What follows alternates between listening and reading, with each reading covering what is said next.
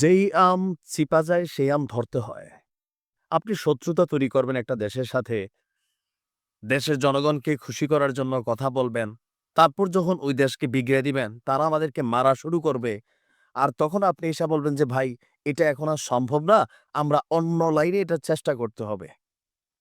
Doctor Mohammad Yunus ক্ষমতায় আসার পর অ্যাজ এ ইন্টারন্যাশনাল প্লেয়ার তিনি একটা জিনিস ভালো বোঝেন, জনগণ কি শুনতে চায় আর তিনি ওই কাজগুলাই খুব বেশি করছেন। ভারতের সাথে যে পাঙ্গাতে জড়িত হয়েছি, আপনি দেখেন আজকের দিনে এসে যখন ভারতের চোখে চোখ রেখে আমাদের কথা বলার দরকার, রাষ্ট্র টু রাষ্ট্র, ওই রাজু ভাস্কর্যে বসে সার্জিস কি বলল, হাসনাত কি বলল, আর আমাদের কয়েকজন ইনফ্লুয়েন্সার কি বলল, ডাজন্ট ফ্যাক্ট। ফ্যাক্ট হচ্ছে আপনাকে সীমান্তে ভারতকে মোকাবেলা করতে হবে, আপনার ক্যাপাবিলিটি থাকতে হবে। ডক্টর ইউনূসের সরকার আসার পরও প্রতিদিন বাংলাদেশ ভারত সীমান্তে বাংলাদেশিরা মারা যাচ্ছে। এভারেজের সংখ্যাটা কমও না। কিন্তু এই যে ইদানিং যে সময়টার মধ্যে পশ্চিম ইস্যুটা আসলো, আমরা তীব্র প্রতিবাদ জানাচ্ছি। ভারত প্রতিদিন ১০ জন, ২০ জন, ৫০ জন যখন যেটা মন চাচ্ছে এই পরিমাণ মানুষ বাংলাদেশে তারা পুশিং করছে। সরকারের পদক্ষেপ কি? আসুন দেখি ভারতের কাছে কিভাবে হার মেনেছে ডক্টর মোহাম্মদ ইউনূসের এই সরকার। আমরা মনে করি এটা কোনোভাবেই আমাদের পররাষ্ট্র উপদেষ্টার এই বক্তব্যটা আমরা নিন্দা জানাই। প্রবাসীদেরকে নিয়েও একটা বক্তব্য একটু আগে দিছেন। উনার ওই বক্তব্যেরও নিন্দা জানাই যে, বাঙালির কারণে নাকি বিদেশে আমাদের ভিসা বন্ধ হচ্ছে। এখন আসেন, ভারত থেকে জোর করে বাংলাদেশে পুশিং করা হচ্ছে। এইটার সমাধান কি? তো উনার বক্তব্য, এটা ঠেকানো সম্ভব না। তাইলে খুইলা দেন। আমাদের বিজিবি রাইখা লাভ কি? আপনারা সরকারে বইসা থাইকা মানে কাজটা কি? উনার বক্তব্য, এটি বন্ধ করতে ভারত সরকারকে আজ বা আগামীকাল আরেকটি চিঠি দেবে বাংলাদেশ।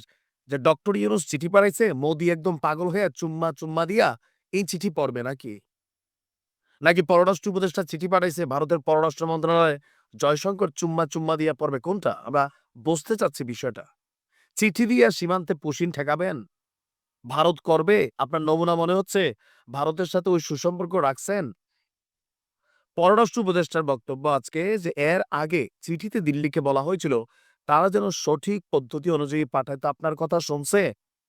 তারা কিছু ক্ষেত্রে বলেছে যে এই ক্ষেত্রে কিছু জট আছে। তোমরা সেগুলো ঠিকমতো করছো না। আ আমরা চেক করে দেখেছি খুব দীর্ঘদিনের তালিকায় ভারতে অনেক অবৈধ অভিবাসী আছে বাংলাদেশের, এবং আমরা পাশাপাশি এটাও দেখছি যে আসলে তাদের তালিকা অনুযায়ী আমরা চেকআপ করে অনেককে নিয়েছি। এখন আমরা চেষ্টা করছি কনসুলার ইস্যু নিয়ে একটা মেকানিজম আছে সেটাকে ব্যবহার করে এই জিনিসটাকে একটা নিয়মের মধ্যে নিয়ে আসার। আমরা চাইলে নিয়মিত পদ্ধতিতে জিনিসটি হতে পারে, নিয়মের বাহিরে যেন না যায়। তো সীমান্ত হত্যা নিয়ে, তো সীমান্ত হত্যার বিষয়ে আমরা প্রতিবাদ করছি। নমনীয়তার কোনো সুযোগ নেই। শক্ত ভাষায় প্রতিবাদ চলবে। আর প্রতিবাদের মাঝখান দিয়ে ভারত আমাদেরকে মারা দেবে। আওয়ামী লীগ ক্ষমতায় থাকতে আমরা বরাবরই বলতাম যে আওয়ামী লীগ ভারতের দোসর। তারা কোনো কিছু বলে না। বলা হয় যে বাঙালিরা কেন ওই দেশে গিয়া কি বলে যে ব্লাক মার্কেটে মালামাল কিনতে যায়, বেচতে যায়। আপনি পরিবর্তন কি দেখছেন?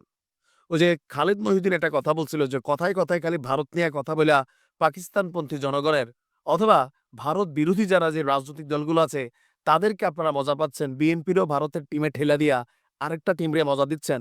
তো কার্যত ভারতের সাথে আপনি কোন চুক্তিটা বাতিল করছেন আওয়ামী লীগের? কার্যত ভারতের বিরুদ্ধে আপনি কোন অ্যাকশনটা গেছেন? কার্যত ভারতের বিরুদ্ধে আন্তর্জাতিক মহলে কোন বিচারটা দিচ্ছেন যে ভারত এই জায়গায় কথা শুনছে না? কোন ভূমিকা? কার্যত শেখ হাসিনাকে ফিরাতে এই সরকার আসলে কোন ভূমিকা নিচ্ছে?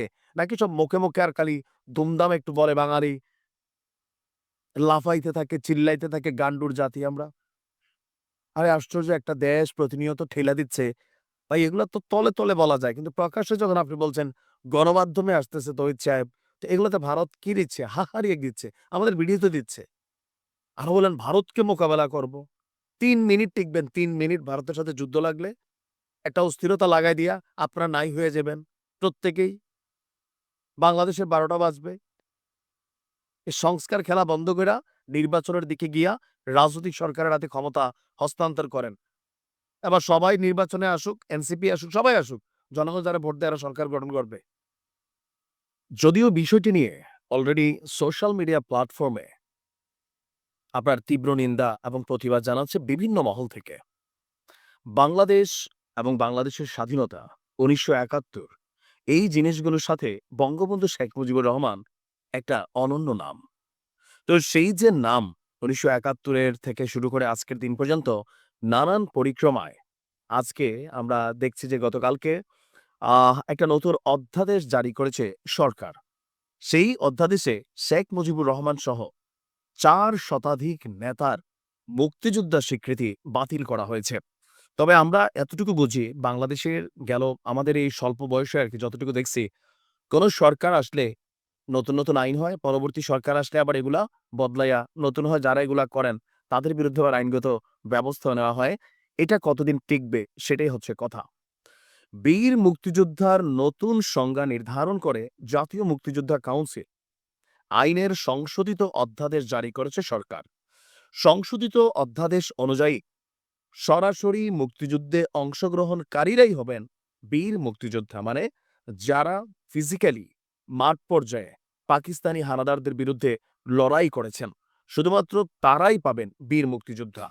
আর এই আইনের ফলে বঙ্গবন্ধু শেখ মুজিবুর রহমান, সৈয়দ নজরুল ইসলাম এবং শহীদ তাজউদ্দিন আহমেদ সহ ১৯৭০ সালের নির্বাচনে বিজয়ী ৪ শতাধিক রাজনীতিবিদ মুক্তিযোদ্ধার স্বীকৃতি বাতিল করে দেওয়া হয়েছে।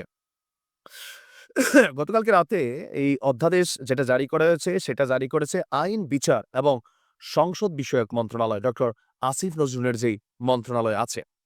নতুন অধ্যাদেশে ১৯৭০ সালের নির্বাচনে বিজয়ী ৪ শতাধিক রাজনৈতিক নেতার পরিচয়ে মুক্তিযুদ্ধের সহযোগী হিসাবে নির্ধারণ করা হয়েছে। মানে এখন থেকে বঙ্গবন্ধু আর বীর মুক্তিযোদ্ধা না, বা যে ৪০০ জন প্লাস যাদের এই ট্যাগটা সরিয়ে নেওয়া হয়েছে তাদেরকে মুক্তিযুদ্ধের সহযোগী, সরাসরি মুক্তিযোদ্ধা তারা না।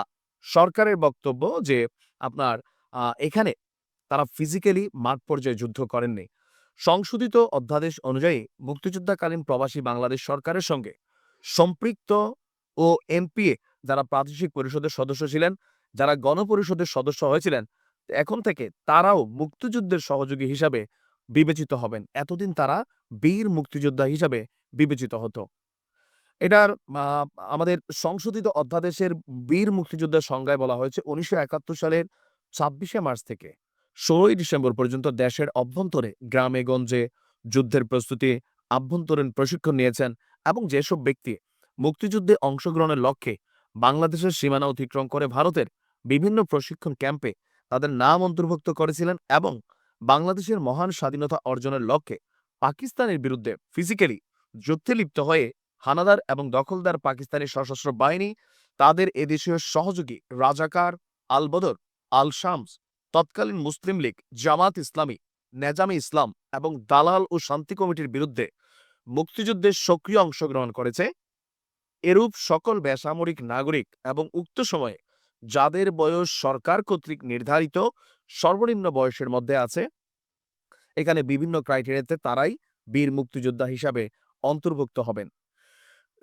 এর বাইরে হানাদার এবং দখলদার পাকিস্তানি বাহিনী এবং তাদের সহযোগী কর্তৃক নির্যাতিত সকল বীরাঙ্গনা এবং মুক্তিযুদ্ধকালে আহত বীর মুক্তিযোদ্ধাদের চিকিৎসা সেবা প্রদানকারী ফিল্ড হাসপাতালের সকল ডাক্তার, নার্স এবং চিকিৎসা সহকারীদের বীর মুক্তিযোদ্ধার স্বীকৃতি দেওয়া হয়েছে।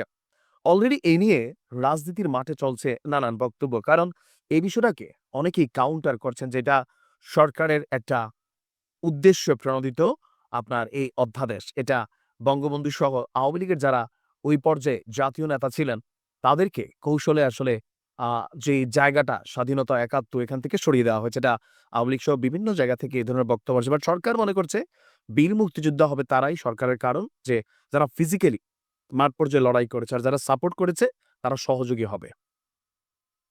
দেখা যাক এই আইন কতদিন থাকে অথবা কি হয়, সময় বলে দেবে। ভালো থাকুন।